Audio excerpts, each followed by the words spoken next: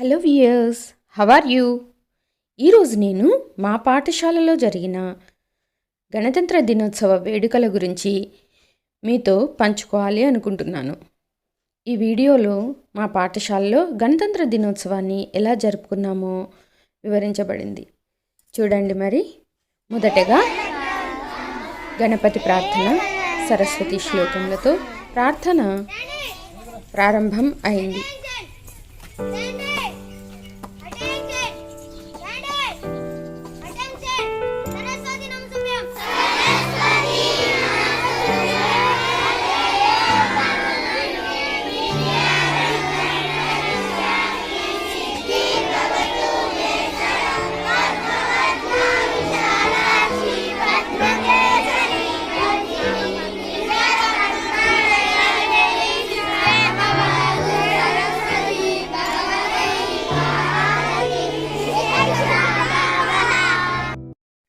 అనంతరం ప్రతిజ్ఞ, ఆ తర్వాత జెండా వందనం స్వీకరించడం జరిగింది. దానికి సంబంధించిన పిక్స్ ఇవి చూడండి. మొత్తం కార్యక్రమానికి సంబంధించినటువంటి ఫోటోలు ఉన్నాయి చూడండి. ఈ కార్యక్రమాన్ని ప్రారంభిస్తూ ప్రధానోపాధ్యాయుల వారు తమ అమూల్యమైన సందేశాన్ని ఇచ్చారు. అనంతరం నేను మాట్లాడాను.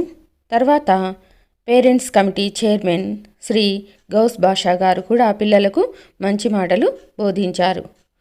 అనంతరం విద్యార్థులకు నోట్ పుస్తకాలు పంపిణీ చేయడం జరిగింది.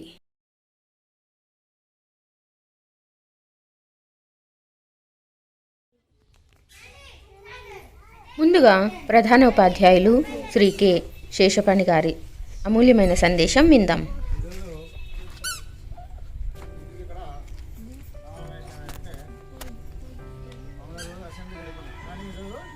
ప్రత్యేకంగా మన దేశానికి పూర్తిగా స్వాతంత్రం వచ్చింది.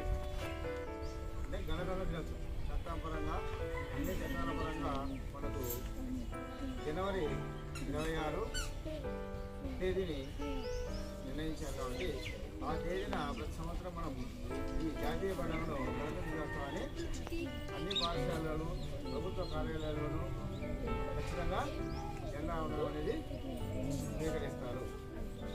స్వీకరించి అందరూ కూడా ఆ జెండాకు సెల్యూట్ చేస్తారు. ఈరోజు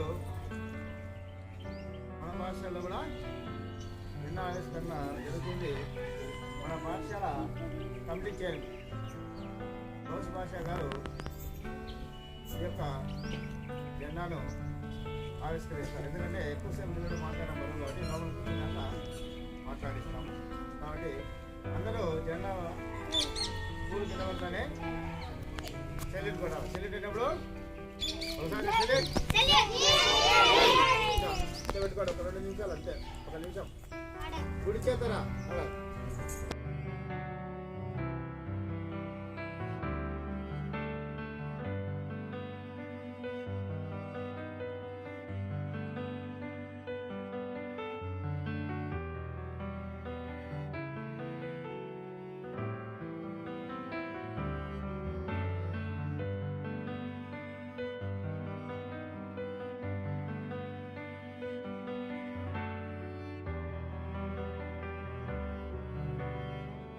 సెల్యూట్ అందరూ జెండా వైపు చూడండి.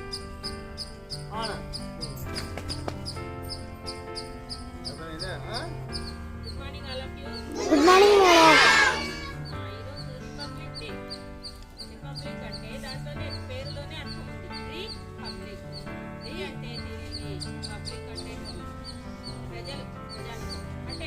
ప్రజలు ఎన్నుకున్నటువంటి ప్రభుత్వము ఈరోజు అమల్లోకి వచ్చింది. అంటే ఎలక్షన్ల ద్వారా భారతదేశం సంపూర్ణ స్వాతంత్రాన్ని పొందిన రోజు ఈరోజు 1950 జనవరి 26 నుంచి మన రాజ్యాంగం అమల్లోకి వచ్చింది. రాజ్యాంగము అంటే ఏంటంటే మనము ఎలాగ పరిపాలింపబడాలా అనేది ఒక రూల్స్ అండ్ రెగ్యులేషన్స్ ఒక బుక్లో రాసుకుంటాం అనమాట. ఆ బుక్ను రాజ్యాంగం అంటారు. మనం ప్రభుత్వం ఎన్ని చట్టాలు చేసినా ఏం చేసినా రాజ్యాంగానికి లోబడే చేయవలసి రాజ్యాంగాన్ని అతిక్రమించి ఏ చట్టం చేసినా చెల్లదు. దాని మీద కోర్టుకు వెళ్ళేది కూడా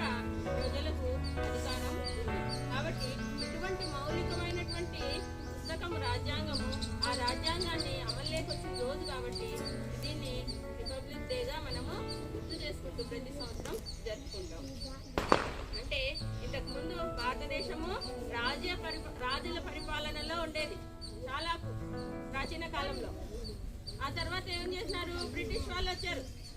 బ్రిటిష్ వాళ్ళు వచ్చి వాళ్ళు మన దేశం వాళ్ళు కాదు, ఎక్కడి నుంచో వ్యాపారం కోసం వచ్చి మెల్లిమెల్లిగా సైన్యాన్ని పెంచుకొని అధికారాన్ని లాక్కొని దాదాపు 200 సంవత్సరాలు మన దేశాన్ని పరిపాలించారు.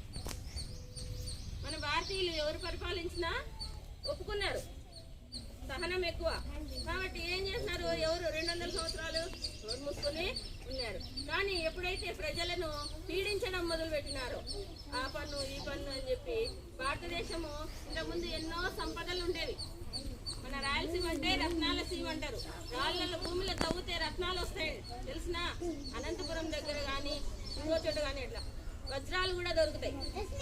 అటువంటి సంపద ఉన్నటువంటి భారతదేశంలో ఏం చేసేవాళ్ళు, వాళ్ళు మన దేశంలో ప్రజలను హింస పెట్టి వాళ్ళ దేశానికి అవసరమైనటువంటి పంటలు పండించుకునేవాళ్ళు. హింస పెట్టి ట్యాక్సులు వేసేవాళ్ళు. ఆ ట్యాక్సులన్నీ డబ్బుల రూపంలో వసూలు చేసుకొని సముద్రం మీద ప్రయాణించి లండన్కు తీసుకొని పోయేవాళ్ళు. వాళ్ళు బాగా బతికేవాళ్ళు. ఇవన్నీ గమనించి మన వాళ్ళు ఏం చేశారు, తిరుగుబాటు చేశారు. 1857లో స్వాతంత్ర తిరుగుబాటు మొదలయ్యి 1947 వరకు దీర్ఘకాలం భారతదేశ ప్రజలందరూ పోరాటాలు చేసి ఎంతో మంది చనిపోవడం జరిగింది. అల్లూరి సీతారామరాజుని చంపేసినారు, నేతాజీ సుభాష్ చంద్రబోస్ని చంపేసినారు. ఎవరు తిరగబడితే వాళ్ళందరినీ లాఠీలతో కొట్టడం, జైళ్ళల్లో వేయడం, మనిషికి సంబంధం లేకుండా అండమాన్ జైల్లో ఏం చేసేవాళ్ళు, ఇంత నిలబడుకునే ఆయన ఒక్కొక్క గది కట్టి దాంట్లో మనిషిని పెట్టేసి పాస్ వచ్చినా లేటర్ వచ్చినా అక్కడే తినేది ఆడే. ఎట్లా ఉండాలి, ఒకరోజు కాదు సంవత్సరాలు. అటువంటి హీనమైన శిక్షలన్నీ వేశారు. ఎవరు రెచ్చిపోతే, ఎవరు మాకు స్వాతంత్రం కావాలంటే వాళ్ళని అందరినీ పట్టేసి పడవలేసి పంపించేవాళ్ళు. అటువంటి దైన్యమైన స్థితి నుంచి గాంధీజీ అనే ఆయన అహింసా పద్ధతుల్లో భారతదేశానికి హింసా పద్ధతుల్లో స్వాతంత్రాన్ని తీసుకొని వచ్చాడు 1947 ఆగస్టు 15. తర్వాత మరి స్వాతంత్రం వచ్చింది కదా, ఆ రోజు కదా మనం స్వాతంత్రం జరుపుకోవాలంటే, స్వాతంత్రం వచ్చిన వెంటనే మనకు అన్ని సౌకర్యాలు ఉండవు కదా, ఎలా పరిపాలన చేసుకోవాలా అనేదంతా కూడా పుస్తక రూపంలో రాసుకోవడానికి 2 సంవత్సరాలు పైనే టైం పట్టింది. అన్ని దేశాలు తిరిగి మన ప్రముఖ నాయకులందరూ మన ప్రజలకు సరిపోయేటువంటి ఒక రాజ్యాంగాన్ని తయారు చేసుకొని 1950 జనవరి 26 నుంచి దాన్ని అమల్లోకి తీసుకొని వచ్చారు. కాబట్టి ఆ రోజు తలుచుకుంటూ మన కోసం ప్రాణాలు అర్పించిన నాయకులందరినీ తలుచుకుంటూ గణతంత్ర దినోత్సవాన్ని జరుపుకుంటాం. నిన్న చెప్పినాం, ఈ గణతంత్ర దినోత్సవం రోజున సాహస బాలల అవార్డు కూడా ఇస్తారు. నిన్న ఒక అమ్మాయికి ఇచ్చారని న్యూస్లో చెప్పినాను నేను. అంటే ఎవరన్నా ఇలాంటి చిన్నపిల్లలు ఉంటారు కదా, ధైర్య సాహసాలు ఏమన్నా ప్రదర్శిస్తే వాళ్ళను భారతదేశం మొత్తం గుర్తించే విధంగా వాళ్ళకు అవార్డు ఇవ్వడం జరుగుతుంది. అంటే ఏంటంటే పిల్లల్ని ప్రోత్సహించాలనే ఉద్దేశం, వాళ్ళలో ధైర్యాన్ని నింపాలా, ఆ పాపను చూసి మరింత మంది స్ఫూర్తి పొందాలని. కాబట్టి మీరేం చేయాలి, పిల్లలుగా మీరు కూడా పోయి పోట్లాటలు చేయాలనా? ఏనా? నో, అవసరం లే. మన దేశభక్తిని ఎలా చాటుకోవాలి, బాగా చదవడం ద్వారా, మంచి పౌరులుగా మారడం ద్వారా, దొంగతనాలు దోపిడీలు చేయకుండా ఉండడం ద్వారా, మంచి బుద్ధిమంతులుగా ఉండడం ద్వారా మన దేశభక్తిని చాటుకుందాం. మన పని మనం సక్రమంగా చేస్తే దాన్ని మించిన దేశభక్తి లేదు. అర్థమైందా? ఎవరి డ్యూటీ వాళ్ళు సక్రమంగా చేస్తే దాన్ని మించిన దేశభక్తి ఏది లేదు. కాబట్టి పిల్లలుగా మీరు మీ పని చదువుకోవడం, దాన్ని సక్రమంగా చేస్తే చాలు. మరి ఒక్క నిమిషము మన కోసం ప్రాణాలు అర్పించిన నాయకులకు జోహార్లు చెప్తున్నాం. నేను పేరు చెప్తాను, మీరు జై అనండి, ఓకేనా? మహాత్మా గాంధీకి జై, రాజ్యాంగ రచయిత భీమ్రావ్ అంబేద్కర్ కి, నేతాజీ సుభాష్ చంద్రబోస్ జై, సర్దార్ వల్లభాయ్ పటేల్ కు, జై, ఆంధ్రకేసరి ప్రకాశం పంతులకు. జై, ఇంకా చెప్పండి, ఏమైనా పేర్లు ఉన్నాయేమో మర్చిపోయినామేమో. వల్లభాయ్ పటేల్ కి,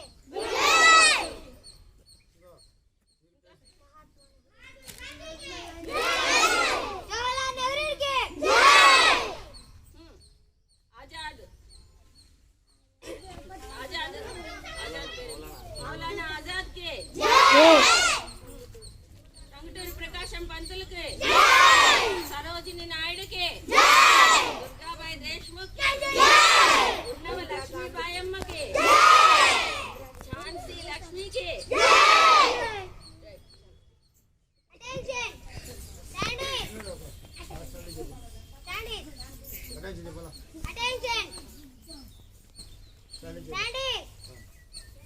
ఎస్ మీరు ఇంకా మీ యొక్క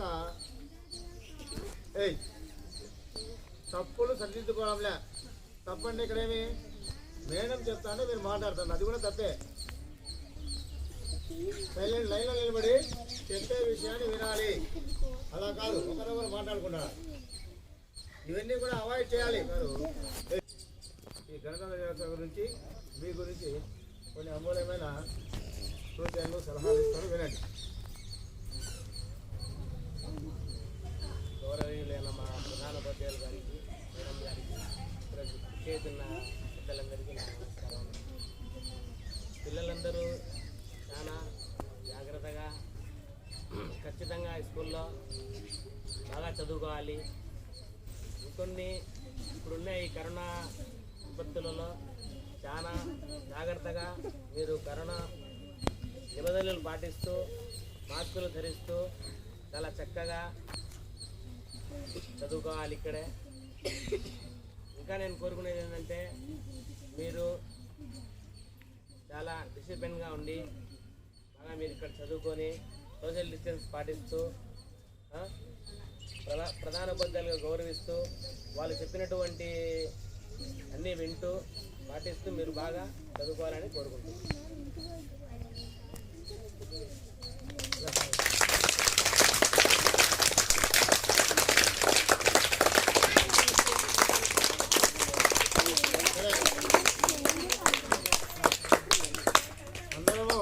అందరం నేషనల్ అంతా పడుకొని క్లాస్ రూమ్ పోతే ఆ క్లాస్ రూమ్లో మీకు కొన్ని బహుమతి తెచ్చినాను. ఎందుకంటే ఇప్పుడు ఈసారి మనము కరోనా ఉండగా గేమ్స్ పెట్టకూడదు కాబట్టి అందువల్ల మనకు ఏదో మీకు అవసరమైన గిఫ్ట్ చేసినాము. వాటిని తీసుకొని వెంటనే నోట్బుక్లు ఇస్తే పేరు రాసుకోండి. వినండి, నేషనల్ యాంథమ్ అంటే జాతీయ గీతం పాడిన తర్వాత వరుస క్రమంలో లైన్లో పోయి లోపల కూర్చుందాం. లోపల కూర్చున్న తర్వాత మీకు బహుమతులు ప్రధానంతో మన పాఠశాల కమిటీ చేయడం ద్వారా ఇప్పిస్తాను. మళ్ళీ ఎవరి పుస్తకాలు మళ్ళీ చెప్తున్నా మీకు కొన్ని మీకు బహుమతుల అనంతరం మీకు స్వీట్ డిస్ట్రిబ్యూషన్ ఉంటుంది. స్వీట్ డిస్ట్రిబ్యూషన్ అయిన తర్వాత అందరినీ కూడా తర్వాత మేడం గారు మన తెలుగు భాషోత్సవాలు వేసిన వాళ్ళ పేర్లు పెడితే వాళ్ళు కూడా మీకు కూడా బహుమతుల ప్రధానోత్సవం చేస్తాం, అందరికీ ఇస్తాం. ఎవరికి రాకుండా పోయేది లేదు. ఎందుకంటే కరోనా కారణంగా మీకు మాకు డిఓ గారు గేమ్స్ స్పోర్ట్స్ రేపటి నుంచి ప్రేయర్ కూడా నేరుగా ఆయనకు వచ్చి క్లాసులో కూర్చొని చదువుకోవడమే. కాబట్టి ఎన్ని నియమాలు సోషల్ డిస్టెన్స్, శానిటైజర్ వాడుకోండి. ఇంటిదే మాస్క్ ఒక మాస్క్ 4-5 ఒక మాస్క్ ఒకరోజే. ఈరోజు పోయింది మాస్క్ తీసుకుని ఇంట్లో వేసి బకెట్లో సరుపులో నానబెట్టేసి లేకపోతే బయట నీళ్ళలో ముంచి బాగా నీట్గా సబ్బుతో వాష్ చేసుకోండి. మీరు చేయకపోతే మీ అమ్మలకు చెప్పండి. మాస్క్ తీసుకోండి. గుడ్డ మాస్క్ అయినా పర్వాలేదు, దాన్ని బాగా ఉత్తుకోండి. ఉత్తుకొని మళ్ళీ ఫ్రెష్గా వేసుకున్నాయి. ఎక్కడంటే అక్కడ తాకొద్దు, ఎక్కడ పడితే అక్కడ కొనొద్దు. ఊరికే మీదమ్మడి తినకూడదు. ఎవరికైనా కరోనా ఉందనుకో మీకంటే కదా మీరు బళ్ళు తెచ్చి అందరికీ తగిలిస్తారు. కాబట్టి అలా కాకుండా జాగ్రత్తలు పాటించండి. మన పాఠశాల ఉన్నంత వరకు మీరు గిఫ్ట్ ఎవరికి ఇచ్చిన పుస్తకము పుస్తకం పైన పేరు ఇస్తున్నాడా తెలుగుతో వాడు బుక్ ఇస్తాను కాబట్టి ఆ బుక్ పైన పేరు రాసుకోండి. వెంటనే ఇప్పుడే రాయండి. ఎప్పుడు పని అప్పుడే పూర్తి చేయాలి. ఇంటికి పోయి రాసుకుందాంలే, రేపు రాసుకుందాంలే, మన్నా రాసుకోండి. పొద్దున మధ్యాహ్నం వింటావా? ఉదయం టిఫిన్ చేయకపోతే ఉదయం టిఫిన్ మధ్యాహ్నం భోజనము ఒకేసారి తినలేము.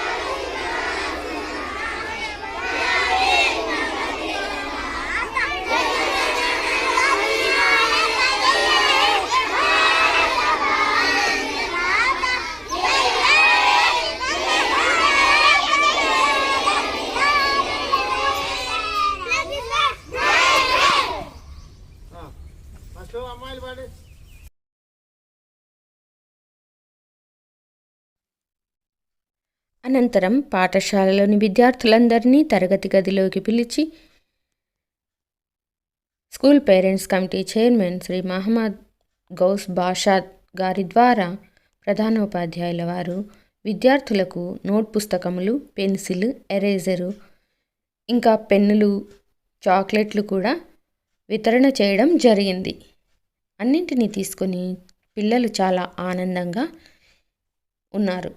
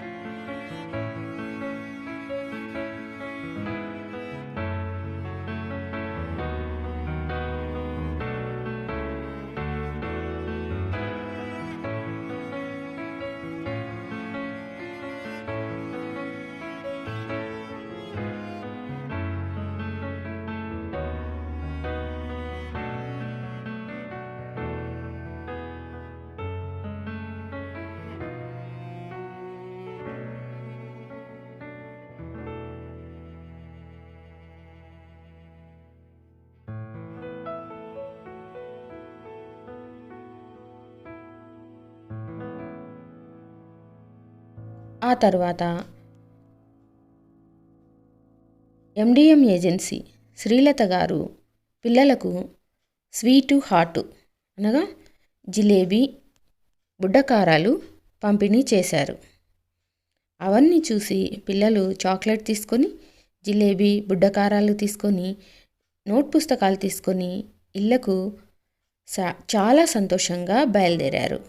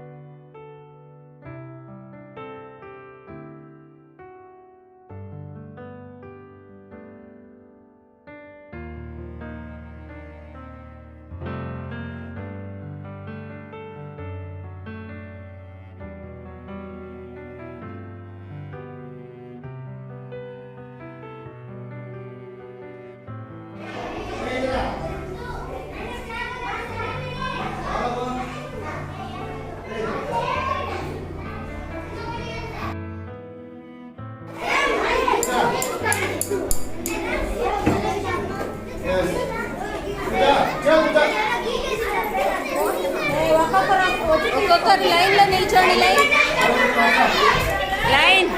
లైన్లో నిలబడి నైనా కూర్చో.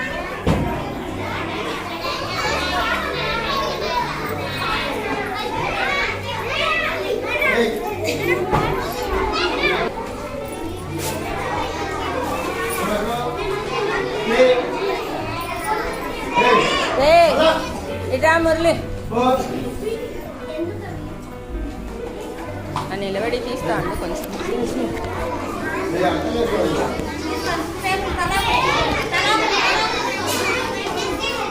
Bye.